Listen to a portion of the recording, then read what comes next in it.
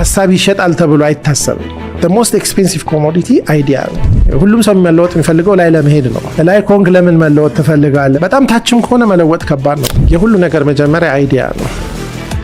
ትክክለኛና ጥሩ የሚሰራ አይዲያ ካለ ኢንዲቪጁዋሎችን መለወጥ ትችላለህ። ያ ኢንዲቪጁዋል ደግሞ ሄዶ ኢንስቲትዩሽን ይቀይራል።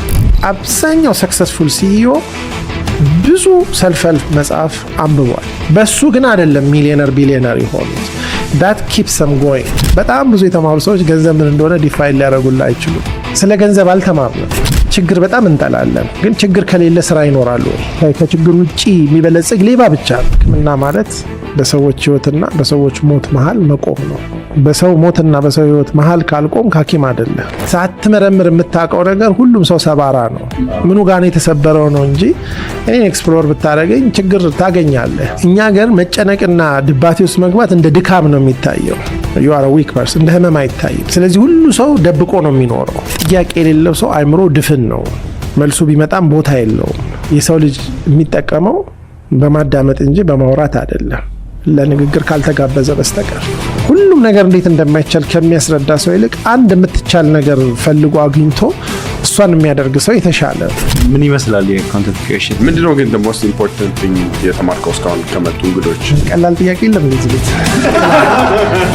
አንድ አፎርድ የማናደርገው ነገር ተስፋ መቁረጥ ነው። there is no way ተስፋ መቁረጥ የምታመጣው ነገር የለም። ሌላ እድል የለንም፣ ሌላ ሀገርም የለንም፣ ሌላ ህዝብም የለንም። ይሄንን ማሰብ አለብን።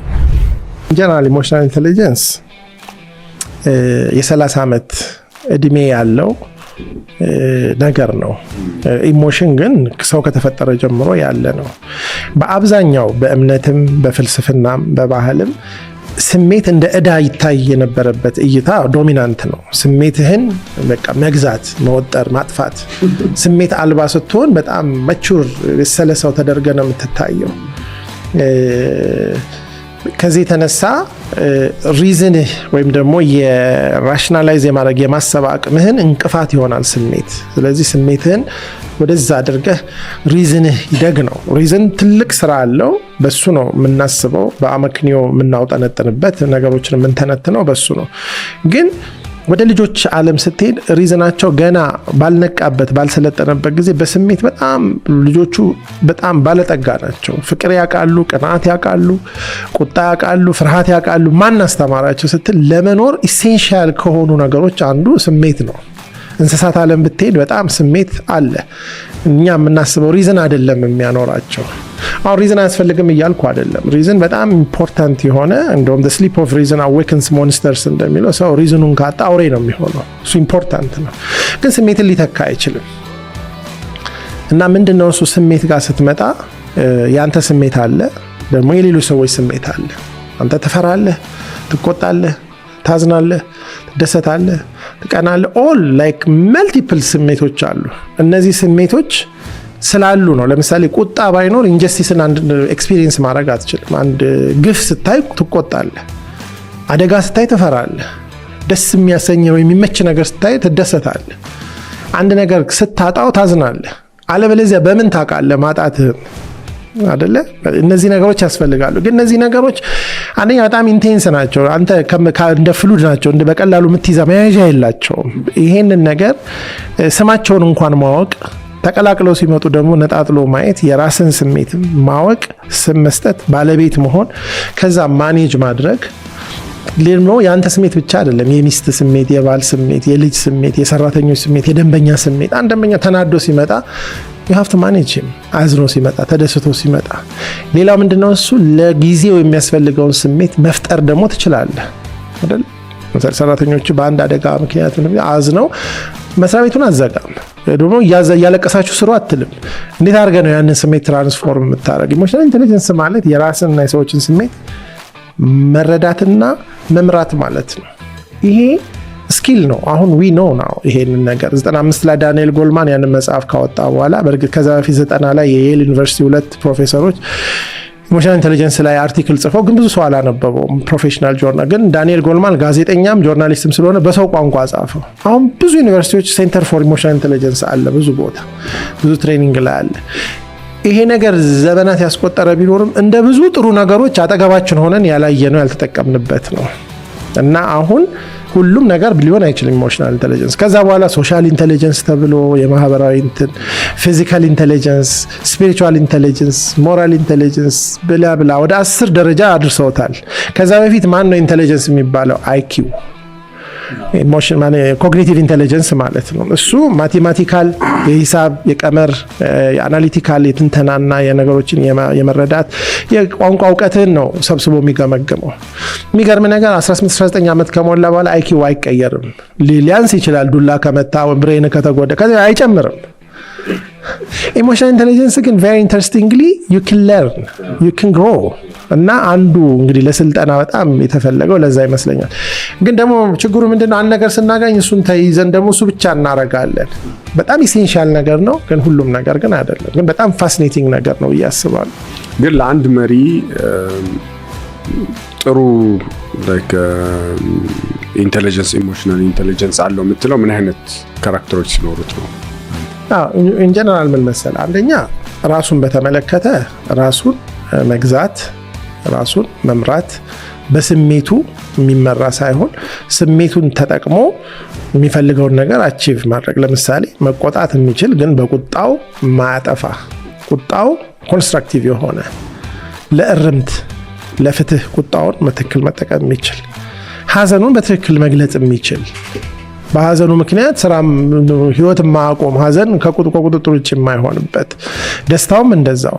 ስለዚህ ስሜትን ፉሊ ኤክስፒሪየንስ የሚያደርግና በስሜቱ ግን አቺቭ የሚያደርግ ከሰዎች ጋር መኖር የሚችል፣ ከዛ በላይ ግን የሌሎችን ስሜት ተረድቶ ሪስፖንድ የሚያደርግ፣ ለምሳሌ ያዘነ ሰው አይቶ ያንን አድሬስ ማድረግ የሚችል፣ የተናደደ ሰው አይቶ ያንን ማኔጅ ማድረግ የሚችል፣ የፈራን ሰው አይቶ ፍርሃቱን ሃንድል አድርጎ ከፍርሃቱ።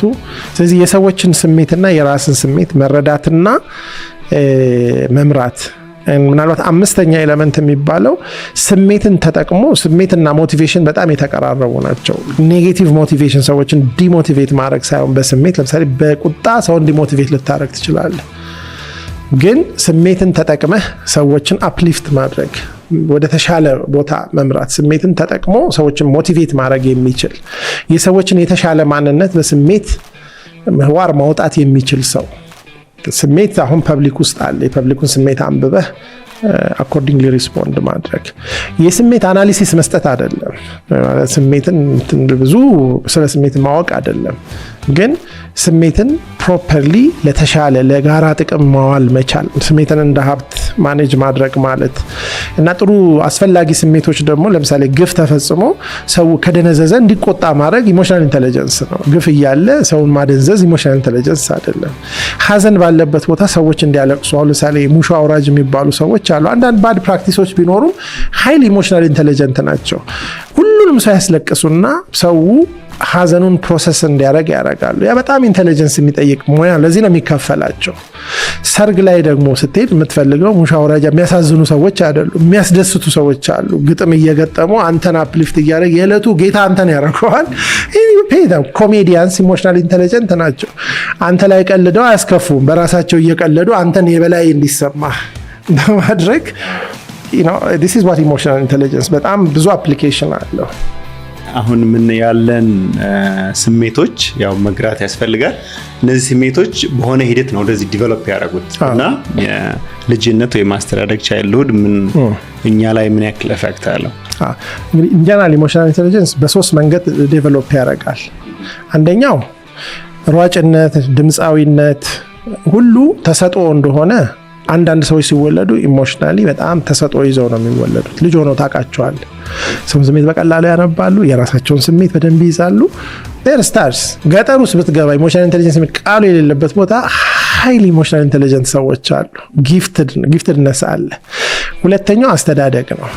ስሜትህን መግለጽ በምትችልበት ሁኔታ ስሜትህ ካልቲቬትድ ሆኖ እንዴት ማዘን እንዳለብህ፣ እንዴት መቆጣት እንዳለብህ፣ የራስ ስሜት ብቻ ሳይሆን በዓለም ላይ ያለ የብዙ ሰው ስሜት እንዳለ፣ ለሌሎች ስሜት መጠንቀቅ፣ የምትናገረው ነገር፣ የምታረገው ነገር ሁሉ ነገር የሰዎችን ስሜት ሊጎዳና ሊጠቅም እንደሚችል አውቀው የሚያድጉ ልጆች አሉ።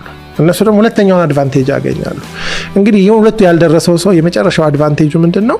ስልጠና፣ ትሬኒንግ እና መጽሐፍትን በማንበብና ስለ ኢሞሽን ሀሁ ኤቢሲዲውን ከመማር ጀምሮ አድቫንስድ እስከሆነው ድረስ ቢሄድ ለምን 80 ዓመቱ አይሆንም? ሰው ኢሞሽናል ኢንተለጀንሱ ላይ መስራት ይችላል፣ ማሳደግ ይችላል።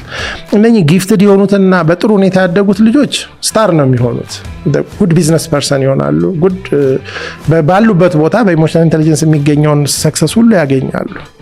እነሱ ደግሞ ላይ ትሬኒንግ ከጨመሩበት ስታር ይሆናሉ የበለጠ። ግን ሁሉም ሰው ግን ይሄን ነገር መማርና ለምሳሌ ሁሉም ሰው ስታር ሙዚቀኛ አይሆንም። ግን ለራሱ ጊታር መጫወት ለራሱ ማንጎርጎር ቢማር የተሻለ ሊያደርገው ይችላል። ሳይማር ሙዚቃ መሳሪያ ሊጫወት አይችልም። ስለተማረ ግን ቤስት ጊታሪስት አይሆንም። ጊፍትድ እነሱ ደግሞ አለ ሞሮለስ እንደሱ ቤተሰብ ላይ አድገው ደግሞ የሚለያዩ ሰዎች አሉ። ተመሳሳይ እንግዲህ በኦርደራቸው ካልተቀየረ በስቀር ሌላኛው ተመሳሳይ ነውና ግን ይለያያሉ። ይሄንን እስከ የአስተዳደጉ ነው ምን ሌላ ኢፌክት ምንድነው? የመጀመሪያ ያልኩ ነው ጄኔቲክ ሜካፕ። ይሄ ኔቸር እና ነርቸር ተፈጥሮና አስተዳደግ የሚለው የእናት ወድ ጅንጉርጉር የሚለው አክቹአሊ በጄኔቲክ ቋንቋ በጣም ትክክል ነው። ሪዘን የምንመጣው ኢቨን ሳምታይምስ አይዴንቲካል ትዊንስ እንኳን አሻራቸው አንድ አይሆንም። ኤክስፒሪየንስ የሚፈጥረው ነገር አለ። ግን ቴምፐራመንት የምንለው ወይም ደግሞ ከጂናችን የምንቀበለው በተፈጥሮ ይዘን የምንመጣው ነገር አለ። አሁን አንድ ቤት ውስጥ አንዱ አይናፋር ነው፣ አንዱ በጣም ሶሻል ኢንተን ነው፣ አንዳንዱ በጣም መጽሐፍ ውስጥ ነው ራሱን የሚቀብረው፣ አንዳንዱ ደግሞ በቃ ደስታና ስቴቢሊቲ ነው። ብዙ አይነት ፐርሰናሊቲዎች አሉ። የፐርሰናሊቲ ቲዮሪስ እንግዲህ በጣም ብዙ አሉ። ይሄ ልክ እንደ መልካችን አሁን አንድ ቤት ተወልዶ ለምን መልካቸው አንድ ሆነ አንልም። ጾታቸው አንድ ሆነ በጣም የሚለያዩን ትንሽ ቢሆኑም ግን ትልቅ ልዩነት የሚፈጥሩ ነገሮች አሉ። አንዱ ቴምፐራመንት ስናድግ ያ ቴምፐራመንት ምን ይፈጥራል? ፐርሰናሊቲ ይሆናል። ቴምፐራመንት ምን ማለት ነው? የስብዕና ዝንባሌ ነው፣ ጥፋት ነው። ሁሉም ሰው ልክ እንደመልኩ የሆነ አይነት ማቴሪያል ይዞ ይመጣል። ከዛ ያ ነገር ወደ ምን ዴቨሎፕ ያደርጋል? 18 ዓመት አካባቢ ስደርስ ስብዕና ሙሉ ይሰራል ይባላል። ለዚህ ነው የስብዕና መዛባት የሚባሉት። ፐርሰናሊቲ ዲስኦርደርስ ከ18 ዓመት በፊት አለበት አይባልም አንድ ሰው። ለምን? እያደገ ስለሆነ ያለው በሽታ ይሁን ወይስ ቫሪዬሽን ይሁን አናቅም። ስለዚህ አስተዳደግ በፊት ያለው ቴምፐራመንት አክቹአሊ 70%ን ይወስናል የሰውን ስብዕና፣ 30% ነው የሚባለው ኢንቫይሮንመንት። ስለዚህ ሎድድ ሆነ ነው የምንመጣው ኦልሬዲ። እና አንዳንድ አይዴንቲካል ትዊኖች የማይተዋወቅ ቤተሰብና ሌላ አገር አድገው እንኳን በጣም ብዙ ነገራቸው ይመሳሰላል። በጣም የሚገርም አንድ አይነት ስራ ይመርጣሉ።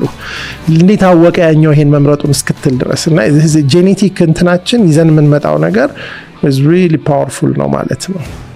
ራሱ አንድ ቤት ውስጥ ሆኖ ላይክ የመጀመሪያ ልጅ መሆን ወይም የመጨረሻ እሱም ራሱ ልዩነት አለው።